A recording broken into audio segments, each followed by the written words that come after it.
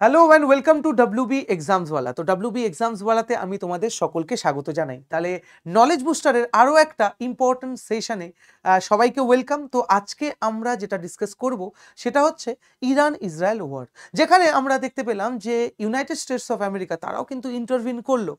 আর যেটা সব থেকে বেশি নিউজে রয়েছে সেটা হচ্ছে স্ট্রেট অফ হারমুজ, যেটা মূলত আমরা বলতে পারি হারমুজ প্রণালী। তো তার যে গুরুত্ব কি আমাদের বিশ্ব অর্থনীতিতে, এই যে প্রণালী বা এই যে স্ট্রেট, তার কি গুরুত্বপূর্ণ ভূমিকা রয়েছে, কেন এটা বারবার নিউজে আসছে, এই সমস্ত কিছুই আজকের এই সেশনের মধ্যে দিয়ে আমরা ক্লিয়ার করব। আর তোমাদের বলে রাখি, এই সেশনটা শুধুমাত্র তাদের জন্য নয় যে যারা কম্পিটিটিভ এক্সামের জন্য প্রিপেয়ার করে, সবার জন্যই কিন্তু এটা ইম্পর্ট্যান্ট। কারণ আমাদের বিশ্বে বা আমাদের আশেপাশে কি চলছে, ঠিক আছে, সেই সম্পর্কেও কিন্তু আমাদের একটু একটু নলেজ রাখতেই হয় আজকের ডেটে দাঁড়িয়ে। ঠিক আছে, তো চলো শুরু করি দেরি না করে আজকের এই সেশন, যেখানে আমরা দেখব ইরান ইসরায়েল যে ওয়ার, তার পেছনে কারণটা কি, কেন এই দুটো দেশের মধ্যে একটা শত্রুতা রয়েছে। ঠিক আছে, তো এরকম ফুল ফ্লেজেড অ্যাটাক কিন্তু এর আগে আমরা কখনো দেখিনি, যেটা ইসরায়েল কদিন আগেই করলো। তো কবে এটা শুরু হয়েছে, এর বর্তমান কি ইম্প্যাক্ট পড়তে চলেছে আমাদের বিশ্ব অর্থনীতিতে, আমাদের দেশে কি এর কোনো ইম্প্যাক্ট আসবে, বা এর কারেন্ট স্টেটাস কি, সমস্ত কিছুই আমরা এই সেশনের মধ্যে দিয়ে ডিসকাস করব। তো সবার প্রথমেই আমাদের মনে যেটা প্রশ্ন আসবে যে এই ইরান আর ইসরায়েলের মধ্যে এই কি নিয়ে শত্রুতা। তো সবার প্রথমেই বলি ধর্ম বা রিলিজিয়ান কত একটা তো বলতে পারো যে রাইভালরি রয়েছে বা ডিফারেন্সেস রয়েছে, যেখানে ইরান হচ্ছে একটা মুসলিম রাষ্ট্র, মূলত এখানে সিয়া মুসলিমস আমরা দেখতে পাই। আর আমরা ইসরায়েল যেটা আমরা জানি যে এটা একটা ইহুদি রাষ্ট্র বা যেখানে জুইস পিপলরা রয়েছে। এছাড়াও আমরা বিভিন্ন সময় যেটা দেখতে পাই যে ইরানে বিভিন্ন রেবেলিয়ন গ্রুপস রয়েছে, যারা বিভিন্ন সময় ইসরায়েলে কিন্তু প্রক্সি ওয়ার চালায়, যেরকম হামাস, হিজবুল্লাহ, হৌতিজ। তো বিভিন্ন এরকম গ্রুপ রয়েছে যাদেরকে কিন্তু ফান্ড করে ইরান, আর তারা বিভিন্ন সময় ইসরায়েলের উপর কিন্তু অ্যাটাক করে। এবারের এই যে কনফ্লিক্ট, সেটা কিন্তু অনেকটাই বিশাল। এটা শুধুমাত্র এই গাজা স্ট্রিপে যে অ্যাটাক, সেই অ্যাটাক কিন্তু নয়, একটা ম্যাসিভ অ্যাটাক আমরা কিন্তু দেখতে পেলাম জাস্ট কদিন আগেই ইসরায়েলের তরফ থেকে, কোথায় না ইরানে। আর এই অপারেশনটার কি নাম দেওয়া হয়েছে, আমাদের এক্সামের জন্য কিন্তু এই জিনিসগুলো খুবই ইম্পর্টেন্ট। আর তার রিট্যালিয়েশনে ইরান যে অপারেশনটা লঞ্চ করেছে তার কি নাম, এই সমস্ত কিছুই আজকের এই সেশনের মধ্যে দিয়ে আমরা ক্লিয়ার করব। এছাড়াও আমরা যেটা দেখতে পাই যে ইসরায়েলের মধ্যে একটা এই ভয় রয়েছে যে ইরানের কাছে যদি নিউক্লিয়ার ওয়েপন চলে আসে, তো সেটা শুধুমাত্র ইসরায়েল নয়, সেটা পুরো বিশ্বের কাছে একটা থ্রেট। সেটাই কিন্তু রিপ্রেজেন্ট করা হচ্ছে যখন ইসরায়েল এই অ্যাটাকটা করছে ইরানকে, তারা পুরো বিশ্বের সামনে এই চিত্রটাই তুলে ধরছে যে যদি ইরানের কাছে নিউক্লিয়ার ওয়েপন চলে আসে, বা ইরান যদি একটা নিউক্লিয়ার ওয়েপন শক্তিধর যদি দেশ হয়ে যায়, তাহলে কোন কোন দেশের জন্য থ্রেট আসবে। তো এটা শুধুমাত্র যে ওয়েস্টার্ন কান্ট্রিজের জন্য থ্রেট আসবে এরকম নয়, ইরান মানে ইসরায়েল কিন্তু এটাও বলছে যে এটা ভারতের জন্য কিন্তু একটা ইন ফিউচার থ্রেট হতে পারে। তো ইসরায়েল কখনোই চায় না যে ইরান এই সাকসেসফুলি তাদের নিউক্লিয়ার ওয়েপন ডেভেলপ করুক। এর আগেও আমরা যে ইরান মানে ইসরায়েলের যে গ্রুপ রয়েছে, যেটা বলতে পারো যে গোয়েন্দা সংস্থা, তো তারাও বিভিন্ন সময় কিন্তু ইরানের এই নিউক্লিয়ার প্রোগ্রামকে আঘাত হেনেছে। বিভিন্ন সায়েন্টিস্ট থেকে শুরু করে বিভিন্ন ডিফেন্স পার্সোনাল তাদেরকে কিন্তু বিভিন্ন সময় কি হত্যা করেছে। বাট এরকম যে ফুল ফ্লেজেড অ্যাটাক এর আগে কিন্তু আমরা কখনোই দেখতে পাইনি। ঠিক আছে, তার মানে এই যে দুটো দেশের মধ্যে যে শত্রুতা, সেটা কি নিয়ে, সেটা আমরা কি দেখলাম না, রিলিজিয়াস অ্যান্ড আইডিওলজিক্যাল একটা রাইভালরি তো রয়েছে। এছাড়া বিভিন্ন সময় আমরা দেখেছি যে বিভিন্ন যে টেরর গ্রুপ বা বিভিন্ন যে মিলিটেন্ট গ্রুপ, তাদের কিন্তু ফান্ডিং করে ইরান। তারা মূলত ইরান থেকেই ফান্ডিং পায়, যারা বিভিন্ন সময় ইসরায়েলে আঘাত হানে। আর ইসরায়েল কখনোই চায় না যে ইরানের কাছে এই নিউক্লিয়ার ওয়েপন চলে আসুক। তো এই যে ইমেজটা তোমরা দেখতে পাচ্ছ, একটা অক্টোপাস, তার অক্টোপাসের যে হেড, তো সেটাই হচ্ছে ইরান। আর এই অক্টোপাসের যে এইখানে দেখতে পাচ্ছ হিজবুল্লাহ, হামাস, হাউতিস, এই বিভিন্ন সংস্থা, সেখান থেকেই কিন্তু বলতে পারো যে এই ফান্ডিংগুলো আসছে। তো এই পিকচারের মধ্যে দিয়ে কিন্তু সেটাকেই তুলে ধরা রয়েছে, ঠিক আছে। তো টেন্টেকলস যেগুলো রয়েছে অক্টোপাসের, সেই টেন্টেকলসগুলো হচ্ছে বিভিন্ন এই মিলিটেন্ট গ্রুপ, আর যেটাকে ফান্ড করছে এর মাথা হচ্ছে ইরান। এভাবেই কিন্তু ইরানকে বিশ্ব দরবারে বারবার ইসরায়েল রিপ্রেজেন্ট করছে। তো যাই হোক, এরপর আমরা যেটা আমরা দেখি যে এই যে territories with Iran backed militant, তাহলে এই যে টেরিটরি, মানে এইখানে এই যে টেরিটরিগুলো তোমরা দেখছো, তো এই বিভিন্ন টেরিটরিকে যে বিভিন্ন মিলিটেন্ট গ্রুপ রয়েছে, তাদেরকে এই ইরান কিন্তু ফান্ড করছে ইসরায়েলে অ্যাটাক করার জন্য, ঠিক আছে। তো নেক্সট যেটা আমরা দেখছি যে trigger point of recent conflict.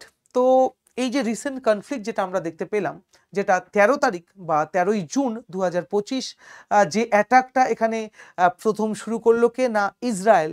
তো তারা বিভিন্ন যে নিউক্লিয়ার ইনস্টলেশন বা যেখানে বিভিন্ন নিউক্লিয়ার সাইটস যেটা রয়েছে, যেখানে নিউক্লিয়ার ডেভেলপমেন্ট প্রোগ্রাম বা বিভিন্ন জায়গা, সেটা বিভিন্ন মিনিস্ট্রি হোক ইরানের, বা বিভিন্ন অয়েল রিজার্ভ, সমস্ত জায়গায় কিন্তু এই অ্যাটাকটা কিন্তু করেছে, একটা ম্যাসিভ অ্যাটাক। কেন বলছি, তোমরা যেরকম যেরকম এই সেশনটা আমি এগিয়ে নিয়ে যাব, তোমরা বুঝতে পারবে যে কতটা ম্যাসিভ ছিল এই অ্যাটাক। কি বলছে, this is a list of air strikes and bombardments during the Iran-Israel war. The war began on 13th June when Israel attacked targets at more than a dozen locations across Iran. তো একসাথে অনেকগুলো লোকেশনে বলতে পারো যে এই attack চালানো হয়েছে, যেখানে পুরো এয়ার ডিফেন্স সিস্টেমকে বলো তছনছ করে দিয়েছে ইসরায়েল, ঠিক আছে। তো under the condemn operation rising lion, তাহলে যে জিনিসটা আমি তোমাদের বলছিলাম যে এই অপারেশন যেটা ইসরায়েল নিয়ে এসে ইরানে, যে অ্যাটাকটা, তো সেই অপারেশনটার নাম কি না, অপারেশনটার নাম হচ্ছে operation rising lion. Operation rising lion, under the condemned operation Rising Lion, Israel's IDF and Mossad launched strikes on Iran's nuclear sites. তাহলে কোথায় কোথায় এই অ্যাটাকটা চালানো হয়, তো একটু আগেই আমি তোমাদের বললাম এই অ্যাটাকটা মূলত চালানো হয় বিভিন্ন nuclear sites, military base, in fact residential এরিয়াতেও কিন্তু অ্যাটাক করা হয়েছে, ঠিক আছে। যেখানে আমরা অ্যাসিসিনেশনস দেখতে পাই, অ্যাসাসিনেশনস আমরা দেখতে পাই, যে বিভিন্ন যে আর্মি অফিসিয়ালস থেকে শুরু করে সায়েন্টিস্ট, তাদেরকে কিন্তু হত্যা করেছে এই অ্যাটাকের মধ্যে দিয়ে। তো প্যারালালি যেরকম ইসরায়েল এয়ারফোর্স যেরকম ইনভলভ হয়েছে, তার পাশাপাশি মোসাদও কিন্তু এখানে এই অ্যাটাকের সাথে যুক্ত। Iran began operation true promise 3 on 13 June launching retaliatory attacks on Israel. আর এর প্রত্যাঘাত হিসেবে ইরানও কিন্তু চুপচাপ বসে ছিল না বা বসে নেই, তারাও কিন্তু যে অপারেশনটা লঞ্চ করেছে, তো সেই অপারেশনটার নাম কি না, সেই অপারেশনটার নাম হচ্ছে ট্রু প্রমিস 3। তাহলে তোমরা যারা কম্পিটিটিভ এক্সামের জন্য প্রিপারেশন নিচ্ছ, তোমাদের জন্য কিন্তু এই দুটো অপারেশনের নাম অবশ্যই মনে রাখতে হবে, এক্সামে কিন্তু এর থেকে প্রশ্ন আসতেই পারে। তার মানে ইসরায়েলের যে অ্যাটাক ইরানে, তো তার নাম হচ্ছে অপারেশন রাইজিং লায়ন, আর তার রিটালিয়েশনে ইরান যে অ্যাটাকটা করছে ইসরায়েলে, তার নাম দেওয়া হয়েছে টু প্রমিস 3।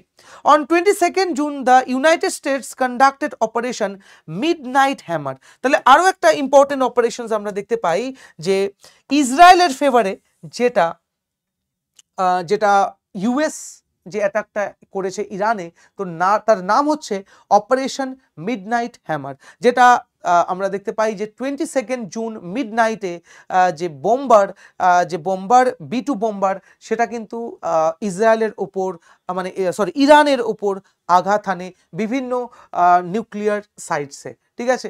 তো তোমরা ম্যাপে দেখতে পাচ্ছ ইরানের যেই যেই জায়গাগুলোতে অ্যাটাক করা হয়েছে, ঠিক আছে। তাবরিজ, এছাড়া কারমানশা, আর্ক, তেহরান, নাটানজ, ইস্ফাহান, তো এই যে বিভিন্ন জায়গা তোমরা দেখতে পাচ্ছ ইরানের, এই লোকেশনগুলোতে মূলত আমরা এই ম্যাসিভ অ্যাটাক দেখতে পাই, ঠিক আছে। এই ম্যাসিভ অ্যাটাক কিন্তু আমরা দেখতে পাই। তো নাতানজ নিউক্লিয়ার ফ্যাসিলিটি, যেটা খুবই গুরুত্বপূর্ণ একটা নিউক্লিয়ার ফ্যাসিলিটি ইরানের। তো এখানেও কিন্তু আমরা দেখতে পাই যে ইসরায়েল বোম্বিং করে। Israel air strikes destroyed the pilot fuel enrichment plant, a key uranium facility with advanced centrifuges like using GBU-31, GBU-28 bunker blaster bombs। তো যে বোমের ইউজ করা হয় সেটা হচ্ছে কি না বাংকার ব্লাস্টার বোম, যেটা অনেকটা পেনিট্রেট করে তারপরে কিন্তু এটা কি করছে না এই তাদের যে মানে ব্লাস্টটা কিন্তু তারপরেই হয়, ঠিক আছে, অনেকটা পেনিট্রেট করে তারপরে কিন্তু ব্লাস্ট হয়। কারণ আমরা জানি যে ইরানের যে নিউক্লিয়ার ফ্যাসিলিটিস সেগুলো বেশিরভাগটাই কি আন্ডারগ্রাউন্ড, ঠিক আছে। তো সেই জন্য এই বাংকার ব্লাস্টার বোম্বের কিন্তু ইউজ আমরা দেখতে পাই।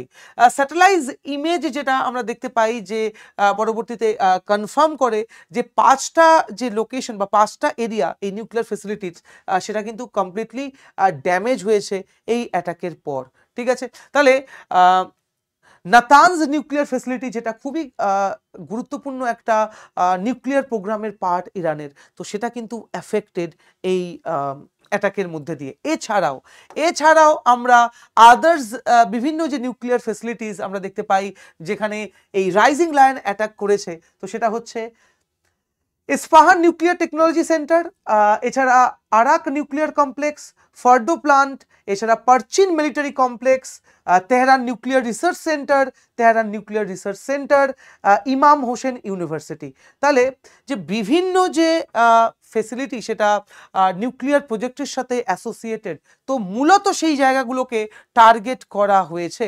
তাহলে apart from Natanz nuclear facility ছাড়াও আদার্স যে nuclear facility that is Isfahan nuclear technology centre, Arak nuclear complex, Fordow plant, Parchin military complex, Tehran nuclear research centre, ঠিক আছে, এছাড়া ইমাম হোসেন ইউনিভার্সিটি, তো কাউকে কিন্তু রেয়াত করা হয়নি। তো সেই জন্যই বলছি যে একটা ম্যাসিভ অ্যাটাক শুধুমাত্র একটা পার্টিকুলার লোকেশন নয়, বিভিন্ন লোকেশনে আমরা দেখতে পাই এই অ্যাটাক কিন্তু করে ইসরায়েল, যার নাম দেওয়া হয় রাইজিং লায়ন, ঠিক আছে। তো এখানে আমরা সবার প্রথমে যদি ইস্পাহান নিউক্লিয়ার টেকনোলজি সেন্টারের কথা বলি, metallic uranium production facility at Isfahan nuclear technology centre was damage or destroyed, ঠিক আছে। তাহলে এটাও বলতে পারো একটা মেটালিক ইউরেনিয়াম প্রোডাকশন ফ্যাসিলিটি যেটা কিন্তু ড্যামেজ হয়েছে এই অ্যাটাকের মধ্যে দিয়ে। এছাড়া Arak nuclear complex, the IR-40 reactor and nearby heavy water plant were destroyed on 19 June. তাহলে 19শে জুন এই আরাক নিউক্লিয়ার কমপ্লেক্স এটার উপর কিন্তু আঘাত হানা হয়, যেটা বলতে পারো যেখানে IR-40 নিউক্লিয়ার রিঅ্যাক্টর রয়েছে, এছাড়া এর পাশেই রয়েছে ওয়াটার প্লান্ট, ঠিক আছে। এছাড়া আমরা দেখতে পাচ্ছি Fordo plant hit on 12 and 16 June. Iran reported limited damage, though the satellite images showed not visible destruction. তাহলে 12 থেকে 16ই জুন এই অ্যাটাকটা করা হয় ফর্ডো প্ল্যান্টে, আর যেখানে ইরান বলছে যে খুব বেশি ক্ষয়ক্ষতি কিন্তু হয়নি, though satellite image showed no visible destruction. Satellite ইমেজও কিন্তু আমরা সেরকমটা ডিস্ট্রাকশন, সেরকম ম্যাসিভ ডিস্ট্রাকশন দেখতে পাইনি। এছাড়া Parchin military complex struck on 12 and 15 June, damaging facilities linked to missile development. তাহলে এই পারচিন মিলিটারি কমপ্লেক্স যেখানে বিভিন্ন বিভিন্ন মিসাইল তৈরি করা হয় এই সেন্টারে বা এই কমপ্লেক্সে, তো সেই ফ্যাসিলিটিকেও কিন্তু আঘাত করেছে এই রাইজিং লায়ন এই অপারেশন। এছাড়া Tehran nuclear research centre in কারাজে যে নিউক্লিয়ার রিসার্চ সেন্টার রয়েছে সেটাতে অ্যাটাক করা হয়েছে, যেখানে তেহরান নিউক্লিয়ার রিসার্চ সেন্টারের যে ফ্যাসিলিটি যেটা সেন্ট্রিফিউজ রোটরস নিয়ে যেখানে কাজ হয় বা টেস্ট করা হয় সেটাতেও আঘাত হানা হয়েছে। এছাড়া Imam Hossein university, a building link to nuclear research by Islamic Revolutionary Guard Corps, তো যেখানে বিভিন্ন সায়েন্টিস্ট রয়েছে ইমাম হোসেন ইউনিভার্সিটি, সেখানেও কিন্তু আঘাত করা হয়, ঠিক আছে, তার জন্যই আমি বলছি যে এই অ্যাটাকটা এতটাই ম্যাসিভ। তো শুধুমাত্র যে নিউক্লিয়ার ফ্যাসিলিটি বা বিভিন্ন রিসার্চ ইনস্টিটিউট বা অর্গানাইজেশন যারা এই নিউক্লিয়ার প্রোগ্রামের সাথে অ্যাসোসিয়েটেড, শুধু তাই না, শুধু এখানেই কিন্তু থেমে থাকেনি রাইজিং লায়ন, যেখানে আমরা দেখতে পাই যে বিভিন্ন অয়েল রিজার্ভ, যে অয়েল ফ্যাসিলিটিস, সেগুলোকেও কিন্তু টার্গেট করা হয়। এক এক করে আমরা আসছি। এর পরবর্তীতে আমরা যেটা দেখতে পাই যে Iran chemical weapon facilities were being affected, facilities of the Iranian government, তাহলে বিভিন্ন যে গভর্নমেন্ট কমপ্লেক্স বা বিল্ডিংস, সেই বিল্ডিংগুলোকেও টার্গেট করা হয়। এছাড়া Iranian military headquarters, Iranian airbase, Iranian missile base, Iranian radar installation, আর সবশেষে Iranian oil and fuel facilities. ঠিক আছে, তাহলে কোনো জায়গায় কিন্তু ছাড়া হয়নি যে শুধুমাত্র যে নিউক্লিয়ার ফ্যাসিলিটি এরকমটা কিন্তু নয়, নিউক্লিয়ার প্রোগ্রামের সাথে অ্যাসোসিয়েটেড যে বিভিন্ন ইউনিভার্সিটিজ বা রিসার্চ অর্গানাইজেশন, সেখানেও যেরকম আঘাত আনা হয়েছে, এছাড়া কেমিক্যাল ওয়েপন ফ্যাসিলিটিস, ইরানের যে chemical weapon facilities, that is Shahid Meisami group complex in Karaj, তো সেখানেও কিন্তু আঘাত হানা হয়েছে। এছাড়া facilities of the Iranian government, Iranian military headquarter, Iranian airbase, পুরো র্যাডার সিস্টেম থেকে শুরু করে র্যাডার ইনস্টলেশন থেকে শুরু করে যে বিভিন্ন যে অয়েল অ্যান্ড ফুয়েল ফ্যাসিলিটিস, তো সেখানেও কিন্তু অ্যাটাক করা হয়েছে। তো এবার ঘটনা হচ্ছে যে এর রিটালিয়েশনে ইরান তো চুপচাপ বসেছিল না, ইরানও কিন্তু অ্যাটাক করেছে। আয়রন ডোম, যেটা বহু চর্চার একটা বিষয়, চর্চিত বিষয়, যে আয়রন ডোম যেটা ইসরায়েল কে ডিফেন্স সিস্টেম বলতে পারো, যেখানে আমরা অনেক সময় দেখতে পাই যে বিভিন্ন মিলিটেন্ট গ্রুপ প্যালেস্টিন রিজিয়ন থেকে, গাজা স্ট্রিপ থেকেও কিন্তু বিভিন্ন সময় বিভিন্ন মিসাইল হামলা চালায়, যেখানে আয়রন ডোম কিন্তু এই ইসরায়েলকে প্রোটেক্ট করে। তো এই আয়রন ডোমের যে এফিসিয়েন্সি, যেটা 90% থেকে কিন্তু রিসেন্টলি 60%-এ নেমে আসছে, কারণ এই ইরান থেকে যে মিসাইল লঞ্চ করা হয়েছে সেটা কিন্তু ইসরায়েলে আঘাত হেনেছে, যেখানে পুরোপুরিভাবে কিন্তু ইসরায়েলকে বাঁচাতে পারেনি তাদের যে ডিফেন্স সিস্টেম আয়রন ডোম।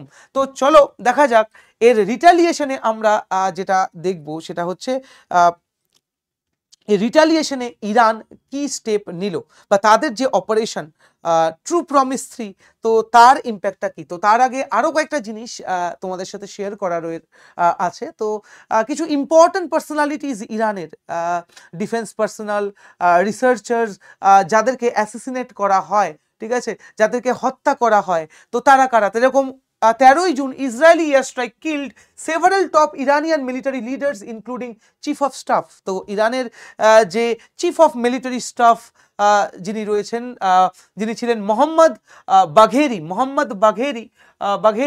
তিনি কিন্তু মারা গেছেন এই এয়ার স্ট্রাইকের মধ্যে দিয়ে, তাকে এলিমিনেট করা হয়েছে মোহাম্মদ বাঘেরি। এছাড়াও যদি আরো কিছু গুরুত্বপূর্ণ ইরানিয়ান টপ লিডার্সের কথা বলি, তাহলে on 13 June Israeli air strike killed several top Iranian military leaders including Islamic revolutionary group guard corps commander Hossein Salami, যিনি খুবই একজন গুরুত্বপূর্ণ পার্সন ছিলেন, এই ইরানের একজন কমান্ডার, এই ইসলামিক রেভলিউশনারি গার্ড ক্রপস, তো তার কমান্ডার হোসেন সালেমি, তাকেও কিন্তু এলিমিনেট করা হয়েছে এই অপারেশনের মধ্যে দিয়ে। এছাড়া আমরা যদি দেখি on 13 June Israeli air strike killed several top Iranian military leaders including IRGC মানে ইরানিয়ান রেভলিউশনারি গার্ড ক্রপস আর এরোস্পেস চিফ আমির আলী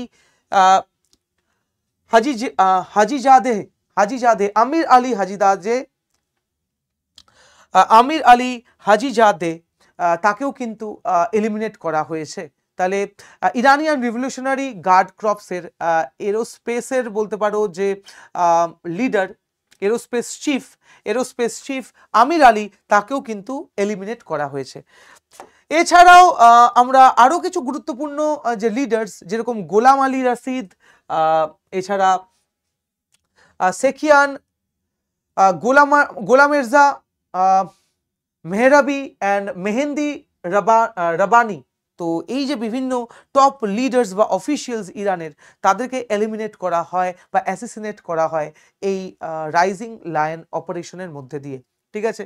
তো সেই জন্যই আমি শুরু থেকে বারবার বলে আসছি যে এরকম ম্যাসিভ অ্যাটাক ইসরায়েলের তরফ থেকে ইরান কিন্তু এর আগে কখনোই এক্সপেরিয়েন্স করেনি। এর আগে মোসাদ বিভিন্ন সময় নিউক্লিয়ার প্রোগ্রামের সাথে যে জড়িত বিভিন্ন যে সায়েন্টিস্ট থেকে শুরু করে ডিফেন্স পার্সোনাল তাদেরকে কিন্তু হত্যা করেছে যাতে ইরানের এই নিউক্লিয়ার প্রোগ্রামকে ব্যাহত করা যায়। ঠিক আছে। তো এবারের যে এই কনফ্লিক্টটা সেটা কিন্তু অনেক অনেক ম্যাসিভ আগের তুলনায়, যেখানে আমেরিকাও কিন্তু নিজেকে ইনভলভ করে নিয়েছে। তো এই ইরান ইসরায়েল এই যে ওয়ার, তো সেখানে রিটালিয়েশনে আমরা দেখতে পাই ট্রু প্রমিস 3 যেটা লঞ্চ করে ইরান। এই ট্রু প্রমিসের মধ্যে দিয়ে ইরানও কিন্তু বলতে পারো যে ইসরায়েলের বিভিন্ন জায়গায়, মূলত ইসরায়েলের ক্যাপিটাল বা তার গুরুত্বপূর্ণ যে মিলিটারি ইনস্টলেশন সেখানে কিন্তু অ্যাটাক করেছে। শুধু তাই না, হসপিটাল থেকে শুরু করে তাদের ওয়েল রিজার্ভেও কিন্তু আঘাত হেনেছে এই ট্রু প্রমিস 3 এর মধ্যে দিয়ে। ঠিক আছে। তাহলে Iranian ballistic missile struck Tel Aviv, damaging the Kiraya IDF headquarters and destroying the Israeli military intelligence school at Camp Moshe Dayan. 4 missiles targeted the site with Israel air defense failing to intercept them. তাহলে আমরা যেটা দেখতে পাচ্ছি এখানে যে ইরানের যে missile তারা কিন্তু অনেকটাই সাকসেসফুল হয়েছে এখানে, যেটা সাকসেসফুলি ইসরায়েলকে কিন্তু স্ট্রাইক করে। 4টে মিসাইল এখানে বিভিন্ন যে সাইট, যেটা ইসরায়েলের ডিফেন্স হেডকোয়ার্টার থেকে শুরু করে মিলিটারি ইন্টেলিজেন্স স্কুল ক্যাম্পস, সেগুলোকে কিন্তু টার্গেট করেছে। ঠিক আছে। এছাড়াও আমরা যদি দেখি 20 June Iranian missile strikes targeted multiple location in Israel. তাহলে ইসরায়েলের বিভিন্ন লোকেশনে কিন্তু টার্গেট করা হয়েছে।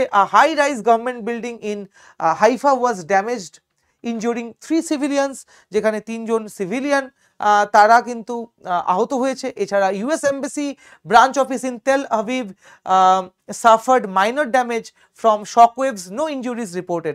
তাহলে ইসরায়েলে যে ইউনাইটেড স্টেটসের যে এম্বাসি সেটাও কিন্তু এফেক্টেড, যদিও সেরকম মেজর ড্যামেজ আমরা দেখতে পাইনি। এই মিসাইলের শকওয়েভের জন্য কিছুটা মাইনর ড্যামেজ আমরা দেখতে পেয়েছি। 2 attacks drones near US consulate in Erbil, Iraq were shot down by US. The Soroka Medical Center in southern Israel was hit, injured 68 and limiting hospital operation. তার মানে আমরা দেখতে পেলাম যে শুধুমাত্র যে ইসরায়েলের যে মিলিটারি ইনস্টলেশন বা অয়েল রিজার্ভ সেখানেই আঘাত করা হয়নি, হসপিটালসেও কিন্তু আঘাত করেছে ইরান, যেখানে 68 জন বলতে পারো যে ইনজিওর্ড। এছাড়া হসপিটাল অপারেশনের ক্ষেত্রেও কিন্তু একটা বলতে পারো যে লিমিটেশনস দেখা দিয়েছে। ঠিক আছে। এছাড়া Bazan oil refinery in Haifa was struck killing 3 and forcing a shutdown।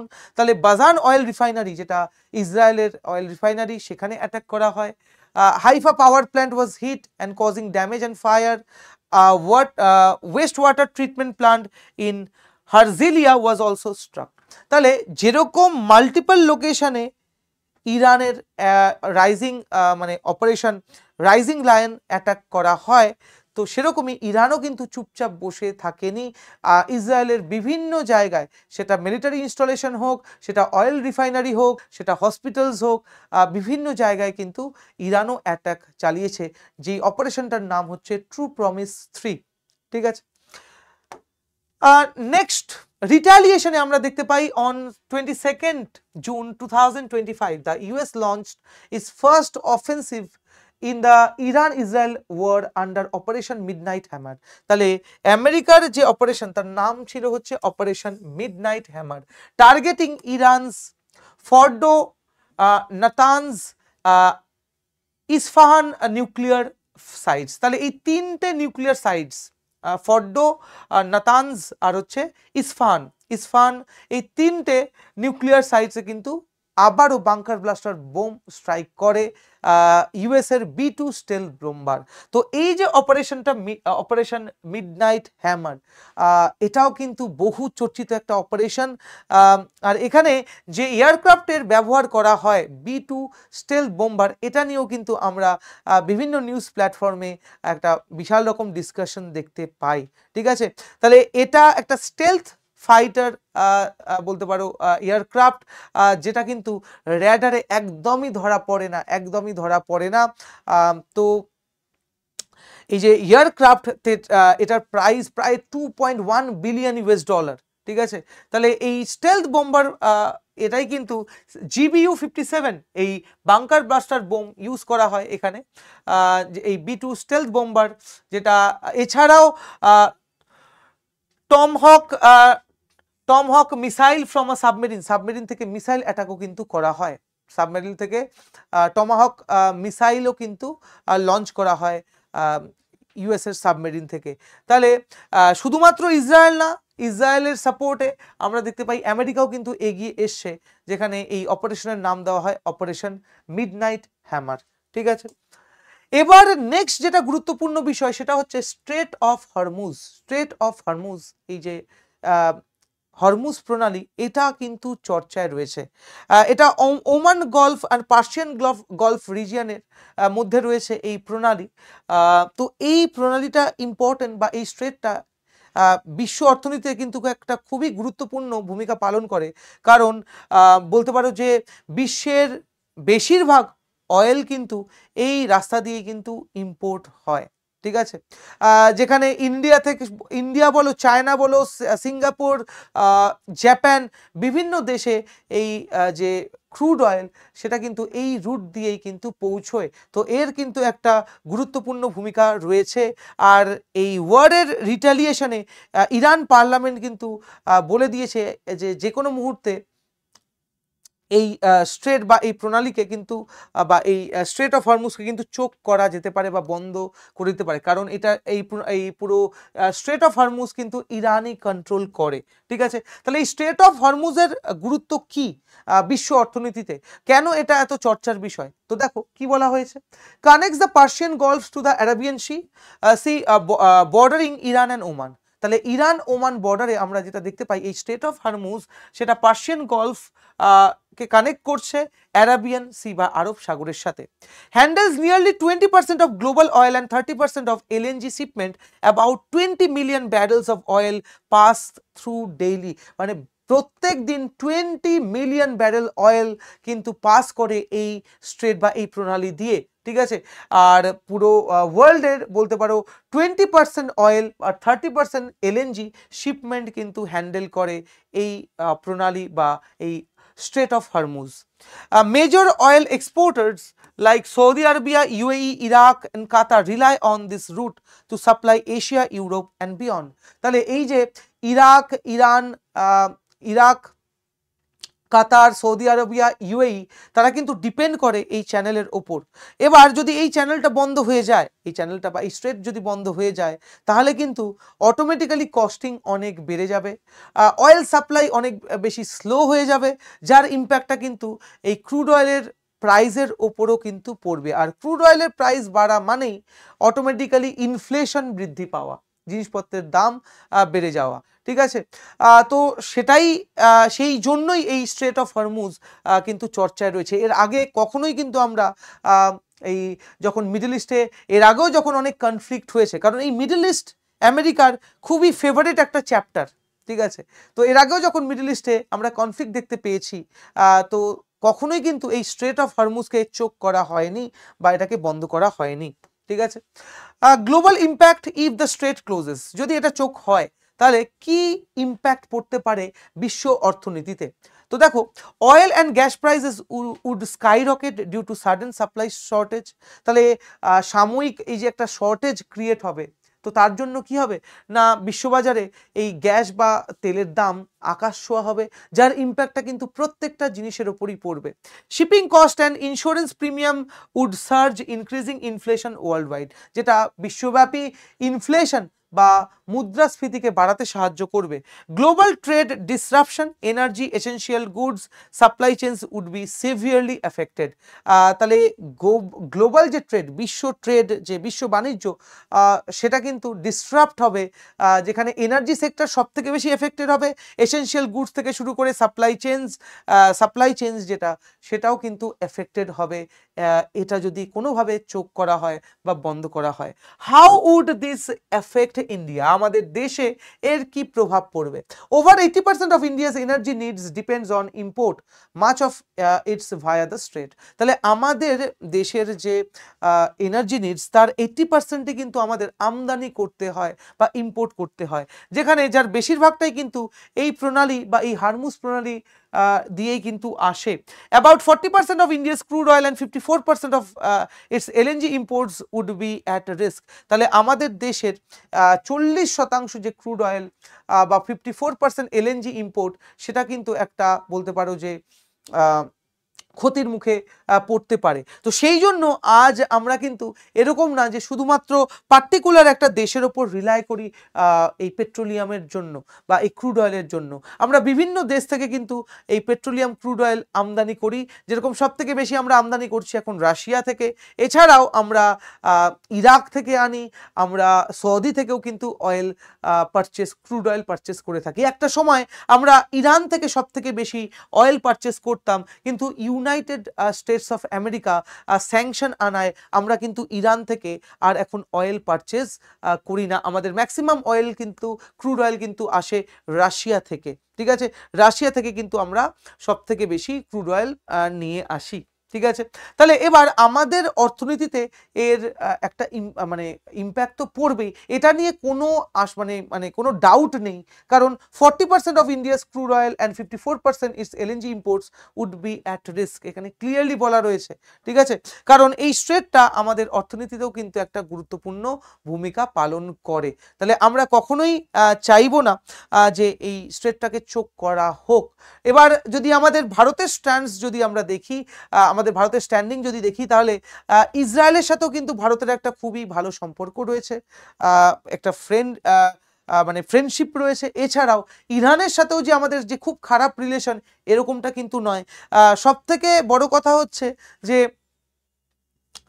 Iran থেকে আমরা ক্রুড অয়েল তো এখন নিয়ে আসছি না, কিন্তু চাভার পোর্ট নিয়ে কিন্তু একটা ইরানের সাথে ভারতের একটা এগ্রিমেন্ট রয়েছে, যেখানে 10 বছরের একটা চুক্তি রয়েছে, যেখানে চাভার পোর্টকে ডেভেলপ করা বা সেটাকে ইউজ করে আমরা ইম্পোর্ট এক্সপোর্ট সেটাকেও কিন্তু কন্ট্রোল করতে পারি।